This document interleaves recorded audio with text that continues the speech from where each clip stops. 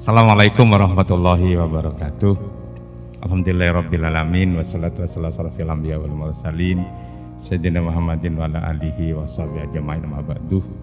Yang sama-sama kita hormati Bapak Kepala Dinas sekaligus sebagai Bupati Pamekasan. Karena tadi sudah mewakili, tapi sekarang sebagai narasumber. Yang saya hormati dari rekan kami dari Kementerian Agama, yang juga saya hormati Nanda Khairul Umam.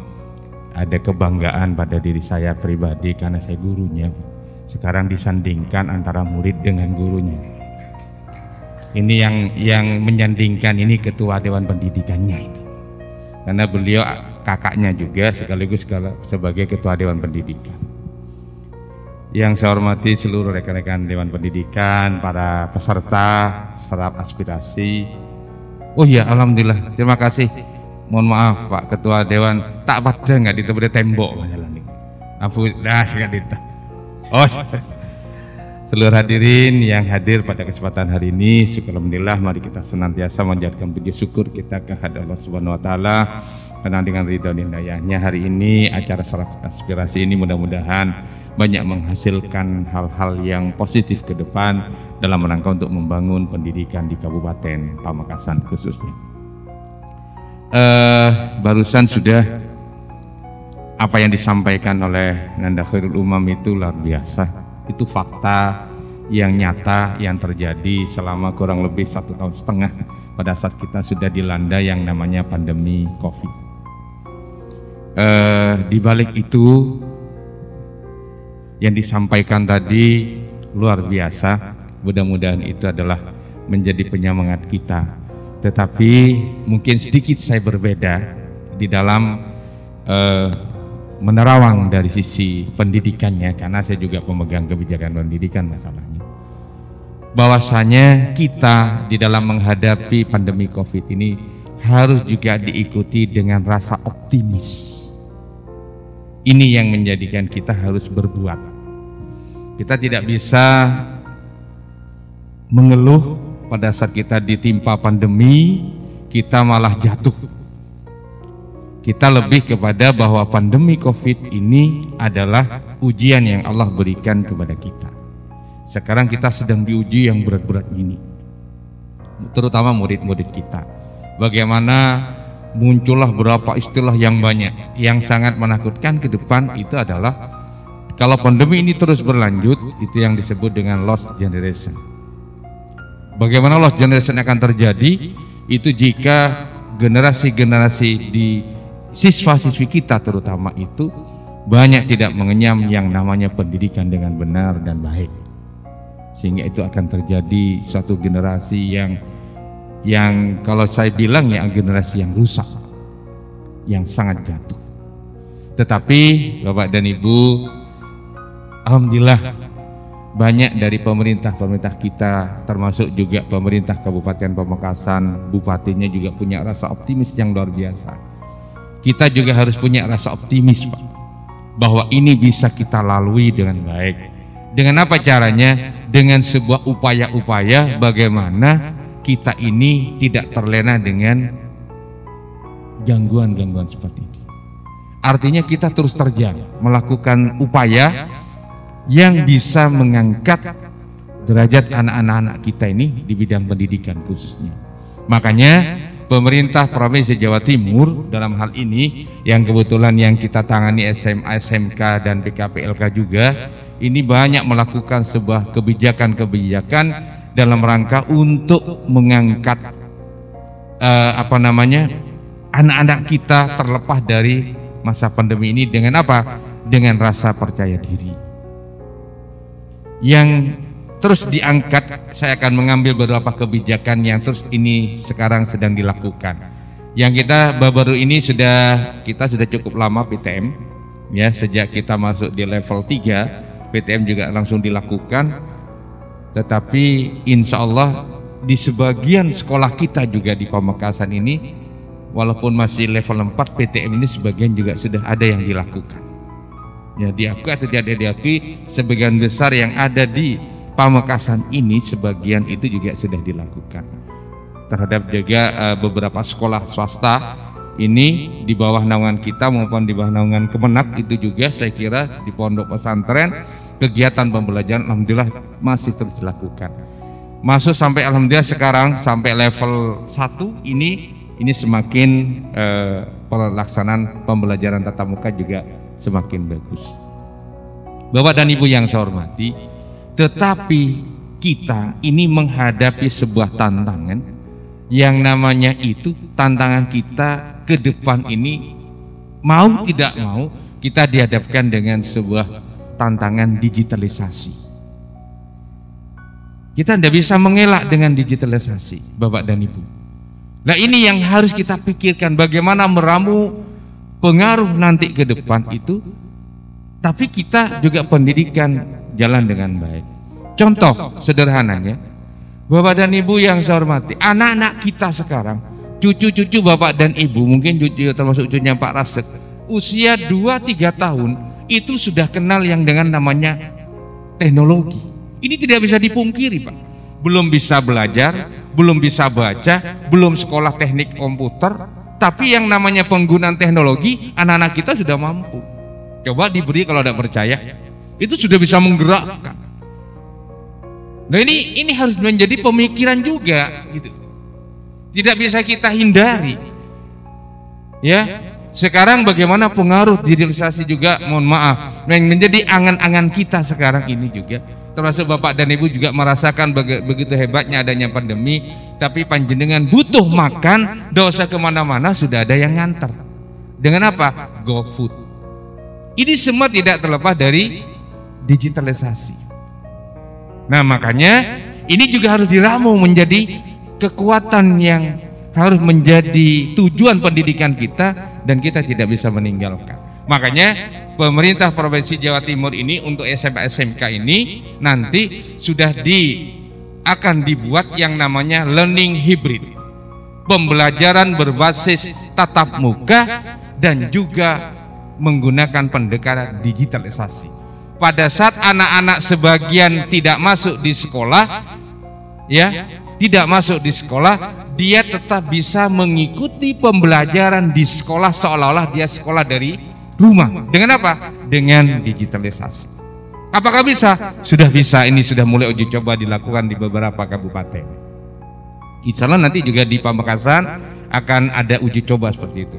Jadi anak-anak mungkin yang sedang mengalami pandemi misalnya, dikena COVID di rumah, dia tetap seolah-olah dia hadir bersama anak-anak yang lain, belajar di rumah, bisa berdiskusi dengan guru, bisa berdiskusi dengan siswa. Dengan apa? Mau tidak mau juga harus menggunakan pendekatan digitalisasi ini. Jadi menggunakan Android yang dipunyai. Makanya pemerintah terus akan berupaya.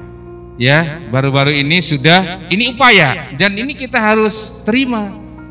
Kemarin saya sudah ketemu dengan Telkom, bahwasannya pemerintah sudah, Kemendikbud memberikan bantuan kepada seluruh siswa berupa apa? Paket internet gratis yang sudah masuk ke nomor rekening masing-masing. Ini semua dalam upaya ke sana, Pak. Kita tidak boleh terlena terus. Ini tadi disampaikan, okelah di lapangan sebagian ada, tapi kita tidak boleh meninggalkan itu.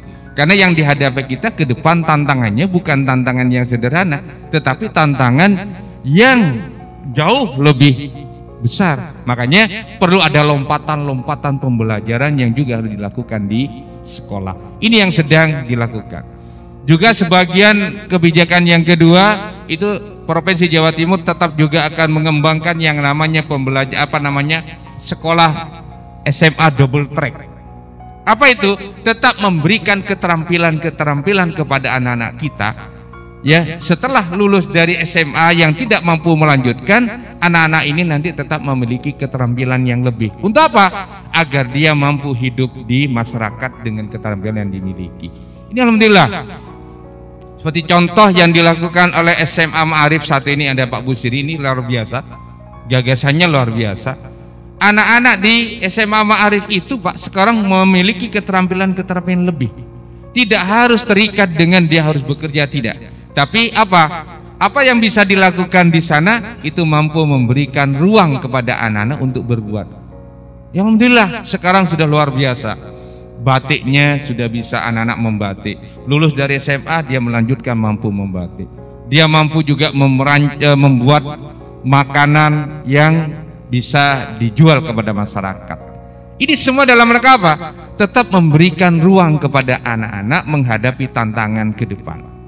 Kita aja sekarang ya proses jual beli anak-anak kita kalau tidak dibekali dengan teknologi itu akan ketinggalan.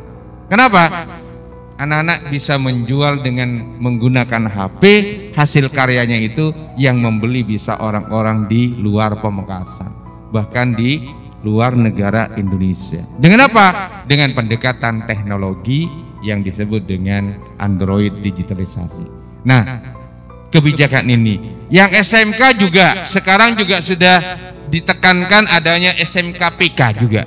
Ini dalam kerangka menumbuhkan juga ya bagaimana kita harus mampu melawan ini semuanya, memberikan rasa optimisme yang tinggi kepada anak-anak kita menghadapi tantangan zaman yang terjadi, ditambah dengan adanya pandemi ini. Apa itu? Sekolah PK ini, SMK PK itu pusat keunggulan yang nanti ini akan dikembangkan. Alhamdulillah Pamekasan satu-satunya di Madura yang mendapatkan kepercayaan dari Kemendikbud. Ada 2 sekolah SMK negeri di Pamekasan, nanti ini yang akan menjadi pusat keunggulan untuk sekolah SMK seluruh Kabupaten Pamekasan. Ini semua dalam rangka apa? Memberikan ruang lagi kepada anak-anak kita yang sekian tahun mengalami kemunduran ini untuk melakukan adanya lompatan-lompatan mengejar ketertinggalan yang terjadi. Makanya ini kepada Bapak dan Ibu komite terutamanya, mari kita dukung Pak ini semuanya. Kita tidak bisa terlena terus, kita tidak bisa tidur terus, dan kita menunggu sampai kapanpun pandemi ini tidak akan ada. Kalau kita baca sejarah nanti setelah pandemi ini berakhir yang ada endemi itu akan terus Pak. Mulai dulu ada. Penyakit ini mulai dulu ada dan tidak akan pernah berhenti. Kalau kita terlena dengan ini, maka anak-anak kita nanti akan terjadilah yang namanya lost generation tadi.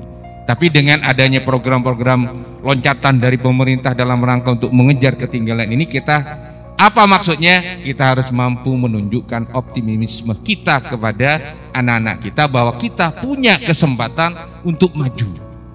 Nah ini alhamdulillah seiring dengan ini Bapak Bupati Pamekasan ini memiliki ruang yang juga luar biasa, adanya UMKM dan sebagainya. Ini nanti yang akan ditempati oleh anak-anak kita nanti. Ini yang sedang kami persiapkan, bagaimana produk-produk ciptaan anak-anak Pamekasan ini bisa menempati di ruang-ruang ini yang sudah disiapkan oleh Pak Bupati. Sehingga kita nanti insya Allah bisa bangkit. Rasa percaya diri ini, rasa optimisme ini harus kita tanamkan pada diri kita. Ya ini coba, saya selalu sampaikan kepada teman-teman kepala sekolah, ayo kita harus bangkit, kita harus melawan ini semuanya dengan apa? Dengan inovasi dan kreativitas. Kita tidak boleh tidur. Ya, paksakan pada diri anak-anak kita. Makanya nanti ada hal yang menarik pada saat nanti di Pamekasan akan kita terapkan yang namanya learning hybrid, pembelajaran hybrid ini. Hybrid ini gabungan tatap muka dan daring. Ini maksudnya apa? Tetap memberikan kesempatan kepada anak-anak yang tidak masuk itu dilayani oleh siswa, oleh guru, walaupun dia di rumah dia mampu masih mengikuti pembelajaran di sekolah seolah-olah dia juga tetap muka. Alhamdulillah ini mudah-mudahan nanti akan terus kita kembangkan. Ini beberapa hal kebijakan saja, karenanya kepada semua Bapak dan Ibu komite butuh dukungannya bersama-sama. Mari ciptakan optimisme kita yang tinggi dalam rangka apa? Agar kita tidak terlena dengan yang namanya pandemi COVID. Ya, semuanya sudah ada yang mengatur, tapi kita harus punya semangat. Anak-anak kita butuh semangat dari kita semuanya. Ini Pak Zaini dari Kemenak, ini Dewan Pendidikan, alhamdulillah semuanya dalam upaya dalam rangka untuk meningkatkan semangat tadi. Saya kira ini dari saya, nanti biar dilanjutkan dalam bentuk tanya jawab. Wabillahi taufiq hidayah. Assalamualaikum warahmatullahi wabarakatuh.